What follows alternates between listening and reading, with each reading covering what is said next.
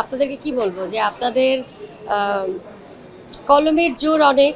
তারপরে এখন তো অনলাইন প্ল্যাটফর্মস কি বলবো অনেক অনেক কিছু আসলে খুব সহজে উঠাতেও পারেন, খুব সহজে নামাতেও পারেন। সো আমি আসলে খুব একটা গসিপিং পছন্দ করি না। যখন একটু কাজ থেকে একটু দূরে থাকি আমি আমার বাচ্চাদেরকে টাইম দিতে পছন্দ করি। তো আমার বড় কন্যা অনেক বছর পরে আমার কাছে এসেছে আপনাদের দোয়া ভালোবাসায়, এবং তার বাবার পারমিশনেই এসেছে।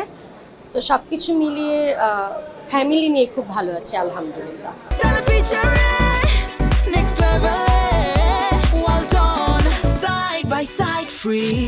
মা হওয়ার আগের একটা এক্সপিরিয়েন্স ছিল, আর যেহেতু আমার নিজের দুটি কন্যা সন্তান আছে, তো আমি সবসময় মনে করি যে